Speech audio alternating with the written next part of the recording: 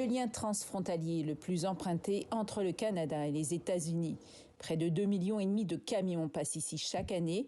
Ils transportent plus de 25% des marchandises que s'échangent les deux pays. Ce sont des échanges quotidiens de 700 millions de dollars. Mais voilà, depuis lundi, ce pont est bloqué par des camionneurs et des manifestants qui dénoncent les mesures sanitaires mises en place à cause de la pandémie. À Ottawa aussi, les manifestants poursuivent leur siège du centre-ville.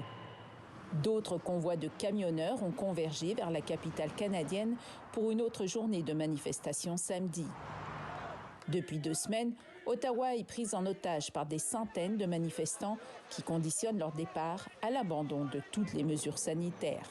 Devant la gravité de la crise, le premier ministre de l'Ontario décrète l'état d'urgence dans sa province.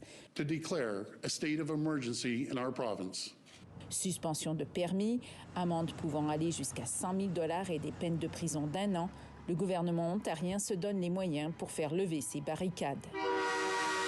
Rien pour intimider les manifestants. On est prêt à n'importe quoi. Rendu ce qu'on est rendu là, on est prêt à tout. Ça fait 2 ans qu'on vit le calvaire. C'est pas rien que les vaccins, il n'y avait pas de vaccin au début. Pendant ce temps, la pression augmente sur Justin Trudeau, critiqué de toutes parts pour son inaction et son manque de leadership. Le premier ministre canadien appelle à l'unité. Tous les députés de tous les partis doivent dénoncer ces actes illégaux.